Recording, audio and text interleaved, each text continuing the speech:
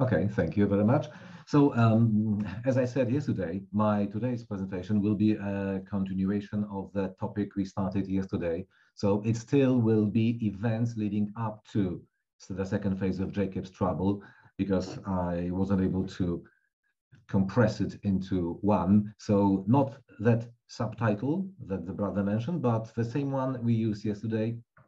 So the second phase of Jacob's trouble, events leading up to part number two, because it's too much material for me to do it in one part of 30 minutes long. Yesterday, I think yesterday we stopped, yes, we stopped on this slide. We left off with learning with some information about gas and oil resources in Israel, which may play a very important role in the near future when it comes to the situation in Europe, especially. So that's the last slide you saw yesterday. And today I would like to continue with the next one, continuing the same topic started yesterday. On the left, you can see a map, but of course we are not interested in details where those oil reserves or gas reserves are. What we are interested in is what the Bible has to say about it and what role can be played by those resources of Israel. Ezekiel says in two different places and in a few different ways that Russia and its allies will somehow be pushed or driven to an attack on Israel. We can read about that in chapter 38, for example. I will turn thee back and put hooks into thy jaws and will bring thee forth, and all thine army, horses and horsemen, all of them clothed with all sorts of armor. And in chapter 39, I will turn you around, drive you on, take you up from the remotest parts of the north, and bring you against the mountains of Israel. Some renderings have take you on a lead or take you on a leash instead of drive you on. So depending on the translation, you can come across this or that phrase. And that seems to be a fitting equivalent to putting hooks in Gog's jaws from chapter 38:4. And that only adds extra force to the power of attraction, the power with which Russia and its allies, the enemies of Israel coming from the north, will be attracted to Israel in the days to come, as we said yesterday. So whether it will be that or whether it will be anything else, it doesn't matter very much, because we are talking about the future, and that may not be that it will be gas or oil, but it will be something that is compared to a hook put into Gog's jaws, something that will turn him around, drive him on. He or they will be taken on a leash, and led, driven to the land of Israel to attack the inhabitants. Can Russia's long-standing Jew hatred, which is known to everybody, amplified by its freshly baked growing international isolation, as well as gas and oil-related jealousy and revenge on Israel for taking Russia's place, will that all be a sufficient reason for the attack? We will see. All the signs are that it may well be the case. Let's turn to what Ezekiel says about Gog and Magog's motivation, chapter 38. Thus saith the Lord God, it shall also come to pass that thou shalt say, I will go up to the land of unwalled villages. I will go to them that are at rest, that dwell safely, all of them dwelling without walls and having neither bars nor gates, to take a spoil and to take a prey, to turn thine hand upon the desolate places that are now inhabited, and upon the people that are gathered out of the nations. Therefore, Son of Man, prophesy and say unto Gog, Thus saith the Lord God, in that day when my people of Israel dwelleth safely, shalt thou not know? And thou shalt come from thy place out of the north parts, thou and many people with thee, all of them riding upon horses, a great company, and a mighty army. So that's how Ezekiel presents what Gog and Magog's motivation will be in that day.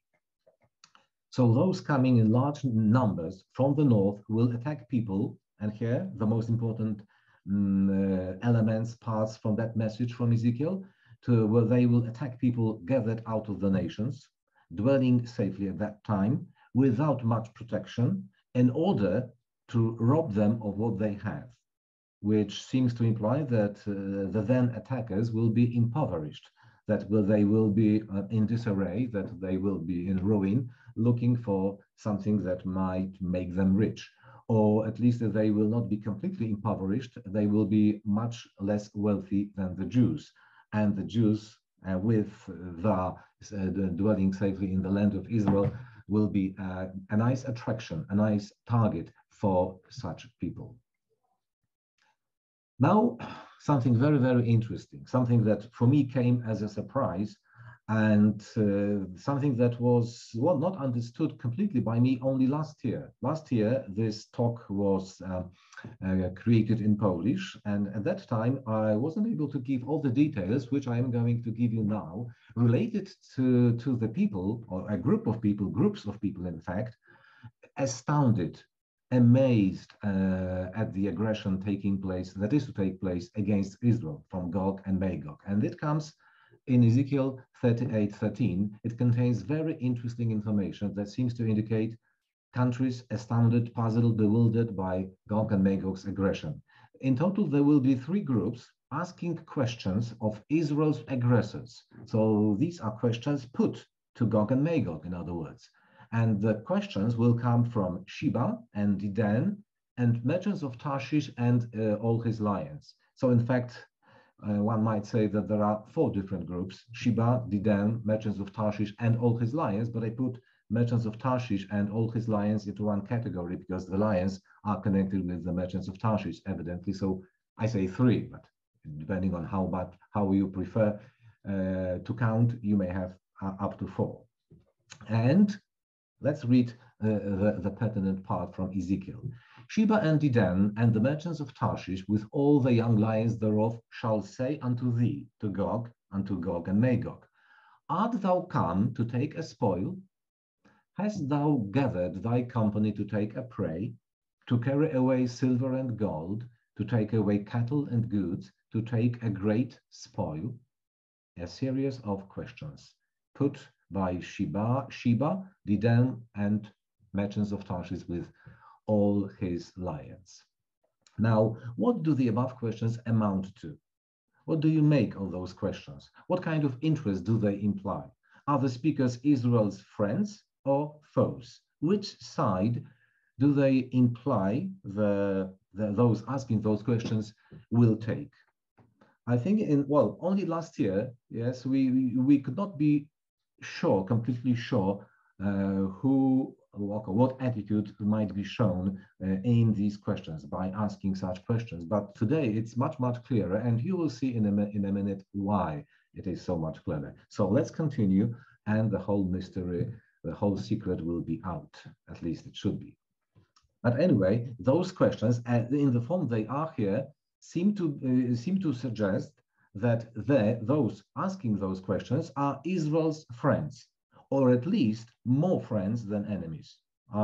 Probably no one would put them into the category of the enemies, closer to Gog and Magog and away from Israel. They are much, much closer to Israel, and they stand on its side. That's what the questions imply, and reality proves it, because we don't have to rely on that only. We can see that on television screens. Who are they now? Who are those Sheba, Didan, merchants of Tarshish today? Let's start with the merchants of Tarshish. Tarshish is another descendant of Noah through Japheth. Genesis 10, the son of Japheth, Gomer, blah, blah, blah, Javan, and the sons of Javan and Tarshish. That's what is interesting to us, that Tarshish is also connected with Japheth. So again, it's Europe. It's Europe. In the Bible, he seems to represent Britain. How do we know? Isaiah 16, chapter 16, verse 9 suggests that. Surely the isles shall wait for me, and the ships of Tarshish first, to bring thy sons from far, thy silver and thy gold with them, unto the name of the Lord thy God, and to the Holy One of Israel, because he hath glorified thee. You can see the role of Tarshish played in God's plan, in connection with the people of Israel, to bring thy sons from far, ships of Tarshish, and the isles shall wait for me. So all this added up shows that Britain is hidden in that allusion to Tarshish. And the things that hint at Britain, at Great Britain, are number one, Tarshish ships, pointing to a fleet-based state as the basis of its or their existence and influence, which is certainly true of Great Britain. And number two, that they were at the forefront or the first to support the return of Jews to Palestine. Please note in the first line, yes, the isles shall wait for me until their role comes to be played in the divine plan, and the ships of Tarshish first to bring thy sons. Everybody knows the role Great Britain played in making Israel or Palestine the home for the Jews around the world. So I'm not going to go into details because, as I said, I'm more focused on the future. So the past is only mentioned. Yeah, well, just to mention that role and make that point a little stronger. Please remember the Berlin Congress of Nations and the role played by the British Prime Minister Disraeli at that time, who opened the way for Jews to return to Palestine with the right to settle, because until then they had not been allowed to settle there. Or the Balfour Declaration on the establishment of in Palestine of a national home for the Jews. Remember nearly 30 years of the British mandate or control of Palestine after World War I until 1948, and also British ships, which literally transported Jews to Palestine in many, many cases. So that's the illusion. That's not the only one, but that's the strongest one. The other ones I just leave out of the picture because I don't have time for that. The Polish version contains all those details.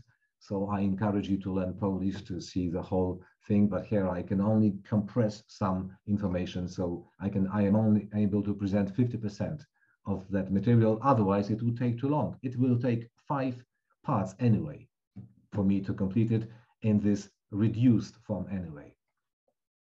With all the young lions thereof, added to marshes are those lions thereof. Yes, all the young lions thereof must be the nations that came out of Great Britain, out of Tarshish, which includes the pro-Israeli British Commonwealth of Nations, consisting of 54 states, the main ones being Canada, Australia, New Zealand, South Africa.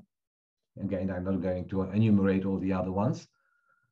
And also included in Tarshish, as connected with Great Britain, is the USA, or the US for short, whose first 13 colonies were formed in the wake of the emigration of English Puritans, of which you probably know very well, because that is part of secular history and also important for, well, in religious history.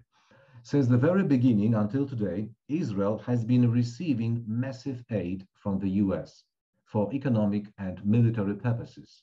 And that massive aid is alluded to by Isaiah in his chapter 60. And the sons of strangers shall build up thy walls, and the kings shall minister unto thee. For in my wrath I smote thee, but in my favor have I had mercy on thee. The sons of strangers shall build up thy walls, and thy kings shall minister unto thee. No other country, yes, apart from the US, has been helping Israel, the Jews, on such a scale. So if Isaiah 60, verse 10, speaks about somebody doing those things for Israel in its favor, it must be the US. No other country plays that role in history. Sheba and Didan. I'm not sure about the pronunciation because these are rare names. Sheba is familiar, but Didan, maybe it's Didan. For Sheba and Didan, there are 2 different genealogical lines in the Bible. The first one is not valid, but I mention it because, out of duty, by way of order, the descendants of Noah through Ham, who then settled North Africa. These are not the ones, but there are some others. The descendants of Abraham and Keturah through Jokshan, who along with all the other sons of the concubines were sent away from Isaac eastward to the east. Genesis 25. The scriptures, yes, the verses you can see. Then again, Abraham took a wife, and her name was Keturah. And she bore him Jokshan, as I leave out the other names, and Jokshan begat Sheba and Didan. But unto the sons of the concubines, which Abraham had, Abraham gave gifts and sent them away from Isaac his son while he yet lived, eastward unto the east country. Yes, Abraham did that probably because he didn't want the other sons of his to inherit the same thing, to share the inheritance with Isaac. So he gave them some gifts and sent them away. And they went away from where they had been living with their father, and they went eastward. And in this way, this is, of course, a beautiful type of Isaac, our Lord, yes, inheriting something that is only meant for him and his church, the divine nature. So, but that's not our purpose to discuss it now. But in fact, yes, in the type, Abraham had that motivation. He wanted Isaac to be the only inheritor of that. So eastward, remember that direction. They went eastward unto the east country. And remember Keturah and Jokshan, Abraham's son through Keturah, one of them, and Jokshan's two sons, Sheba and Didan. And this is confirmed by Josephus in his Antiquities of the Jews, volume 1, chapter 15. Here is a literal quotation. Chapter 15 is called How the Nation of the Troglodytes, an ancient group of people from the African Red Sea coast. So he entitled that chapter 15, How the Nations of the Troglodytes were derived from Abraham by Keturah. And what did he say there? Abraham after this married Keturah, by whom his 6 sons were born to him, men of courage and of sagacious minds. Now, for all these sons and grandsons, Abraham contrived to settle them in colonies, and they took possession of Troglodytes, and the country of Arabia the Happy, as far as it reaches to the Red Sea. So both Genesis 25 and then later on Josephus in his Antiquities of the Jews, talking about the ancient history of his own people, they sent them in that direction, Arabia the Happy. I will show that on the maps. So let's have a look. In terms of ancient maps, you can see that on the left, it would look like this. Sheba, it was from here that the Queen of Sheba later on, yes, famous for her spices, incense, and gold, came to visit Solomon and to admire his wisdom. So that's the place in terms of the ancient map. Now let's have a look at the modern map to see what nations represent Sheba and Didan. So this is the ancient map, and as you can see, this is the so-called Arabian Peninsula. And that includes Kuwait, Oman, Qatar, Saudi Arabia, the United Arab Emirates, and Yemen. And of course, Bahrain, to make it more Arabic, probably I should say Bahrain, make it more English, maybe Bahrain would be enough. So plus Bahrain, which being an island lies on the Persian Gulf to the east, but is also part of that, and Bahrain closely cooperates with the other countries mentioned. If I have time, I will show you that cooperation in a minute still today. Another 10 minutes to go, so I will have time to present a few more things before I have to stop. So that's what it looked in the past on the left, and in modern tense. You can see all this. Yes, there are some names here. So if you don't, number 1 is Bahrain, a very, very small island, in fact, a group of islands, not far away from Iran, by the way, across the Gulf. I think it is only about maybe 150 kilometers, up to 200, something like that, but it doesn't matter how far away from Iran they are. Okay, so let's continue. We have a picture of those Sheba and Didan nations, and you know who they are. Please let me remind you that Sheba and Didan made questions put questions to the aggressors, to Gog and Magog, what are you doing here in Israel when they come? What are you doing here? Why have you come here? Have you come to take a great spoil? Have you come to destroy and murder? This is how Ezekiel 38:13 draws a picture of a group of states puzzled by Gog and Magog's aggression against Israel. And although it is not known how this surprise will be expressed, probably not militarily, but who knows? But probably more politically, as indicated by the questions they ask, because they ask questions, yes, they demand an answer why they are doing what they are doing, what they want here. Yes, but we will see. What we do know today is that in 1981, the Gulf Cooperation Council was established by Saudi Arabia, one of those countries. It's a regional intergovernmental political and economic union consisting of, and please note what the countries are part of that: Bahrain, Kuwait, Oman, Qatar, Saudi Arabia, and the United Arab Emirates. And the council's main headquarters are, of course, in the city of Riyadh in Saudi Arabia.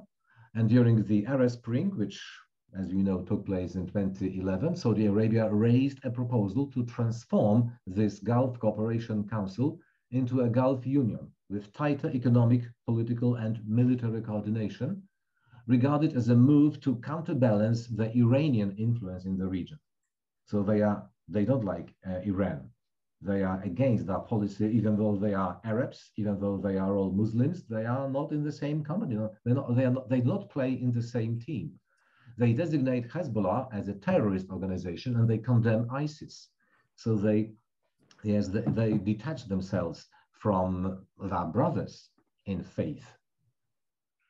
Interestingly, the 6 countries that make up that Gulf Cooperation Council are located on the Arabian Peninsula, the historical area of Sheba and Didan. Ezekiel mentions them along with Tarshish, along with a Western Bloc, or the Western Bloc with pro-Israeli sympathies, which is quite telling in this context and is already noticeable on the present political scene. We can see that. Only last year I couldn't see that, but this year I can, and I hope to show it to you in a minute. Now, a few words about Israel's recognition around the world. As of December 2020, 165 countries recognized Israel of the total number of 193 countries, member states of the United Nations. There are 28 UN member states nations which do not recognize Israel. I'm not going to mention them. You can see that here. If you are interested, you can later go back and listen to or watch it again and see the names. But there are 15 members of the Arab League, which is understandable. 10 non-Arab members of the Organization of Islamic Cooperation, understandable again because of religion. And 3 more countries which are neither Islamic nor Arabs: Cuba, North Korea, and Venezuela. These are the countries which do not recognize Israel. It means that at present, Israel is recognized by 4 Arab countries: Egypt and Jordan. They did that some time ago. And as of 2020, please note, 2020, only 2 years ago, also the United Arab Emirates and Bahrain. And 2 of them being Arab Gulf states, so Sheba and Didan. The total number today is 6 in that area. So 33% of those countries recognize Israel as a country, as a state. They don't deny Israel the right to exist. They don't want to push them into the sea and to drown all Jews in that sea. Oman, another Sheba and Didan state, and possibly Morocco are widely expected to follow suit. So they are expected to recognize Israel as a country and its right to existence too. The foreign minister of Bahrain has been quoted saying that Israel is part of the heritage of this whole region historically. So the Jewish people have a place amongst us. That's what he said, the foreign minister of Bahrain, one of Sheba and Didan countries, a complete opposite to what other Arab countries keep saying and repeating. January 2020, this year, just a few months ago, only a few months ago, the Israeli president makes a historic visit to the EAE, United Arab Emirates. President Isaac Herzog, he said, "This morning I am embarking on a historic trip to the United Arab Emirates," he said. Last month, 1 month before him, Israeli Prime Minister Naftali Bennett visited the same place, the first such visit by an Israeli prime minister to a Gulf nation.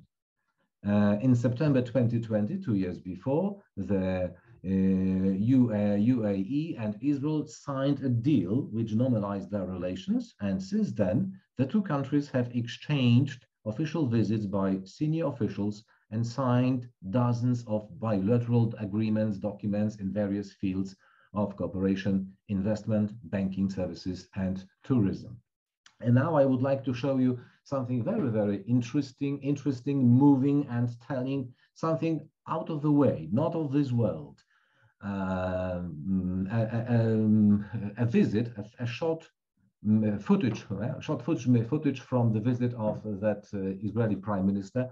And if you see, it is for the first time, I would say in history, for the first time in thousands of years. And what happened there brought tears to more than just Jewish eyes. I hope you can hear, not only see, but also hear, because it's important to be able to see and to hear what that material will show. So here we go.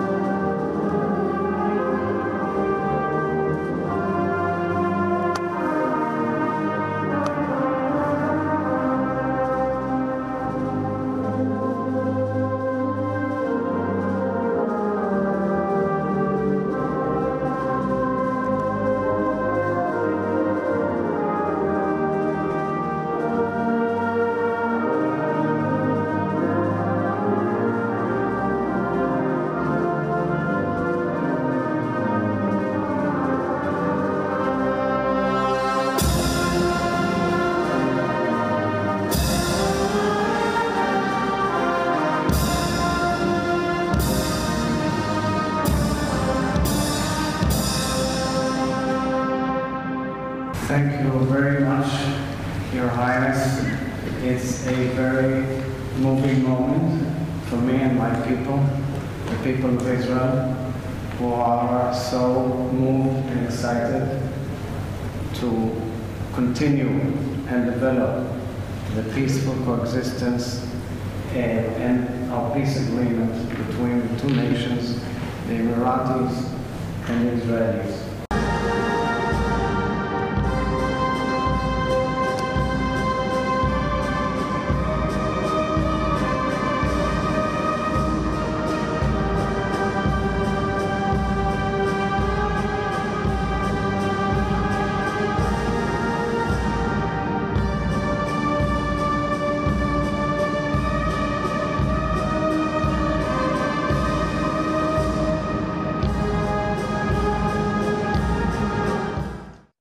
And that's probably, that's how far we can go today. The remaining, parts will come in the future. If the new covenant comes first, or the second phase of Jacob's trouble develops or unfolds before our very eyes, you will forgive me for not finishing this series, but maybe it will not. So I will continue at my first convenience with that topic. And for today, thank you, and may God add his blessings to this presentation.